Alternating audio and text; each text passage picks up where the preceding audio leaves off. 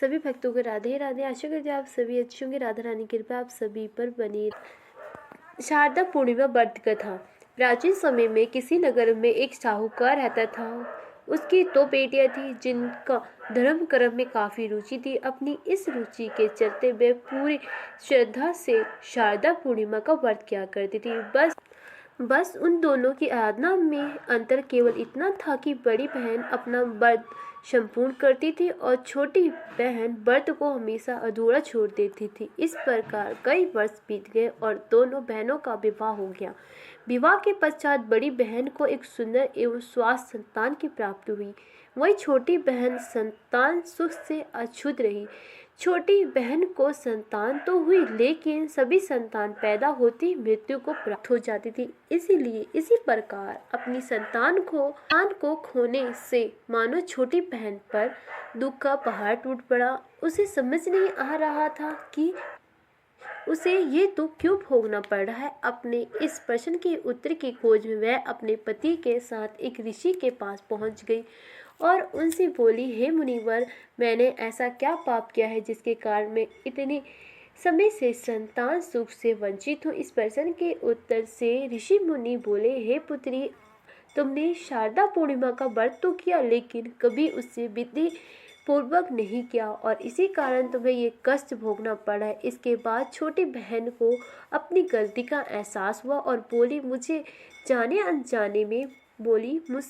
अनजाने में बहुत बड़ा पाप हो गया। मुनिवर, आप कृपया करके मुझे इस भूल को सुधारने का कोई उपाय बताइए। मैं सदा इसके लिए आपके भाई रहूंगी। महर्षि मुनि को उस पर दया आ गई। उन्हें छोटी बहन को विधि पूर्वक शारदा पूर्णिमा का व्रत करने के लिए कहा और बताया कि इस व्रत के पुण्य का फल से ही उसे अपने कष्ट से मुक्ति मिल सके। छोटी बहन ने आखिरकार शारदा पूर्णिमा का व्रत विधि से इसके परिणाम स्वरूप उसे पुत्र रत्न की प्राप्ति हुई। लेकिन भाग का खेल देखिए, यह संतान भी ज्यादा दिन तक नहीं रह पाई। अपनी इस संतान को भी मृत्यु देखकर छोटी बहन के पांव तले जमीन खिसक गई। लेकिन इस बार उसे लगा कि शायद उसे उसकी बड़ी बहन के पूर्ण फल उसके पुत्र के प्राण वापस लौटा दे और ऐसा सोचकर उसने अपनी संतान को एक पिटारे पर चादर से ढककर लेटा दिया। अपनी बड़ी बहन को घर पर बुला लिया। जब बड़ी बहन घर पर आई तो उसने अपनी दीदी से बोला कि आप इस पिटारे पर बैठी जाओ। जैसे ही बड़ी बहन बैठने लगी, इसके पल्लू से उस शिशु को स्पर्श किया और वह रोने लगा। उस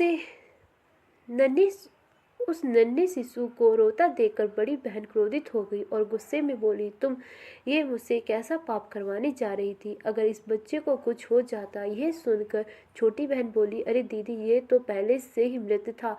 ये तो आपके भाग्य से जीवित हो गया। आपने हमेशा शारदा पूर्णिमा का व्रत विधि पूर्वक किया है और यह आपका ही फल है कि आपके पल्लू के स्पर्श मात्र से ही मेरी संतान जीवित हो गई।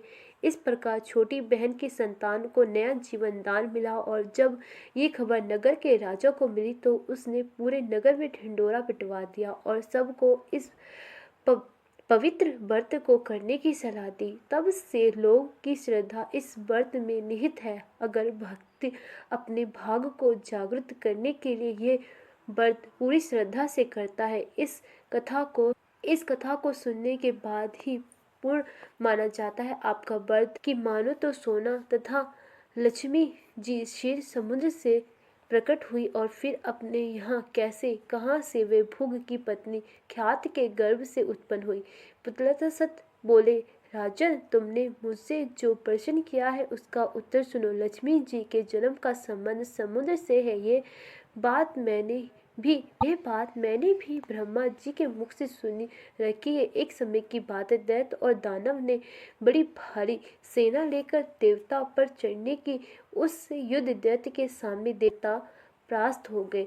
तब इंद्र आदि संपूर्ण देवता अग्नि को आगे कर ब्रह्मा जी की शरण में गए। वहां उन्होंने अपना सारा हाल ठीक ठीक कहा सुना। ब्रह्मा जी ने कहा, तुम लोग मेरे साथ भगवान की शरण में चलो। ये कहकर वे संपूर्ण देवताओं को साथ लेकर क्षीर सागर के तट पर गए और भगवान वासुदेव को संबोधित करके बोले, विष्णु अति शीघ्र उठिए, इन देवता का कल्याण कीजिए। आपकी सहायता न मिलने से दानव इन्हें बार बार परास्त कर रहे हैं। उनके ऐसा कहने पर कमल के समान निच्छिद्र वाले भगवान अंतर्मयी पुरुषोत्तम ने देवता के शरीर को अवस्था देकर कहा, देवगण मैं तुम्हारे तेज के विरुद्ध कर्मा में जो उपाय बताता हूँ तुम लोग करो। दैत्य के साथ मिलकर सब प्रकार की अशुद्धि ले आओ और शीश सागर में डालो, फिर मदअंचल करो को मत्थन और वासुदेव नाव को रस्सी बनाकर समुद्र का मंथन करते हुए उसे अमृत निकालो। इस कार्य में मैं तुम लोगों की सहायता करूंगा। समुद्र का मंथन करने पर जो अमृत निकलेगा उसका पान करके तुम लोग बलवान और अमर हो जाओगे। देवधीर देव भगवान के ऐसा कहने पर संपूर्ण देवता दैत्य के साथ संध कर अमृत निकलने के लिए यत्न में लग गए। देव दानव और दैत्य सब मिलकर सब प्रकार के शुद्धि ले आए। उन्हें शीश सागर में डालकर मदंचल को मत्थन एवं वासु नाग को नेतृत्व बनाकर बड़े वर्ग में मत्थन करने लगे। भगवान विष्णु की प्रेरणा से सब देवता एक साथ रह के वासु की पूज की ओर आ गए और दैत्य को उन्हें वासु के सिर पर खड़ा कर दिया। भृत्य जी वासुदेव के मुख की सांस तथा विष से झिल जान के कारण सब दैत्य निश्चित हो गए। शीश सागर के बीच में ब्रह्म महादेव जी कच्छप रूपधारी श्री भगवान विष्णु की पीठ पर खड़े हो गए। अपनी भुजा से कमल भौतिक मदरांचल को पकड़े हुए थे तथा स्वयं भगवान श्री हरि कमल रूप धारण कर क्षीर सागर के भीतर देवता और दैत्य मदरांचल को पकड़े हुए थे तथा स्वयं भगवान श्री हरि कुंभ रूप धारण कर क्षीर सागर के भीतर देवता और दैत्य के बीचों बीच लिए डूबे से बचा रहे थे। तदनुसार जब देवता और दानव ने क्षीर सागर का मंथन आरंभ किया तब पहले उसे देव पूजित शुभ कामधनु का अनुभव हुआ, जो कि हर्ष घी दूध घी का उत्पन्न का स्थान माना गया। तत्पश्चात वरुणा देवी प्रकट हुई, जिसके मद भर नेत्र घूम रहे थे। वह पग पग पर लकड़खड़ती चलती, उसे अपवित्र मानकर देवता ने त्याग दिया। तब वह असुर के पास जाकर बोली, दानव मैं बल प्रदान करने वाली देवी हूँ, तुम मुझे ग्रहण करो। दैत्य ने उसे ग्रहण कर ली। इसके बाद पूर्ण मत्थन आरंभ होने लगा। प्रजात कल्प वृक्ष उत्पन्न हुआ, जो अपनी शोभा से देवता को आनंद बढ़ाने वाला था। तदनुसार 8 करोड़ अप्सरा प्रकट हुई, जो देवता और दानव के समान रूप से भोग है। जो लोग पूर्ण कर्म करके देवलोक में जाते हैं उनका भी उनके ऊपर समान अधिकार होता है। अप्सरा के बाद शीतल किरण वाले चंद्रमा का पर्व भर हुआ। जो देवता का आनंद प्रदान करने वाले थे उन्हें भगवान शंकर ने अपना लिया और मांगते हुए कहा कि देवता ये चंद्रमा मेरी छटा आकर्षण आभूषण होगा, अतः मैं इन्हें ले लूं। ब्रह्मा जी ने बहुत अच्छा कहकर शंकर जी की बात का अनुवाद किया। तत्पश्चात कालकूट नामक भयंकर विष प्रकट हुआ। उसे देवता और दानव सबको बड़ी पीड़ा हुई। तब महादेव जी ने स्वस्य से उसे विष को लेकर पी लिया। उसे पीने से उनके कंठ में काला दाग पड़ गया। तभी से महादेव नीलकंठ कहलाने लगे।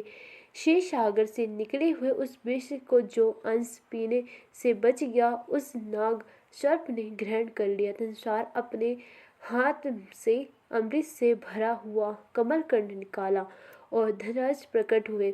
वे तीर्थ धारण किए हुए थे। वेदराज के दर्शन से सबका मन स्वास्थ्य और प्रसन्न हो गया। इसके बाद उस समुद्र से चित्रसेन घोड़ा और ऐरावत नाम का हाथी निकला। ये दोनों क्रम प्रकट हुए। इसके पश्चात क्षीर सागर से लक्ष्मी देवी का प्रभव हुआ, जो खिले हुए कमल पर विराजमान थी और हाथ में कमल लिए थे। उनकी प्रभा चारों ओर चटक रही थी। उस समय महर्षि ने श्री कृष्ण पाठ करते हुए बड़ी प्रसन्नता के साथ उनका शत्रु व्रत कहा।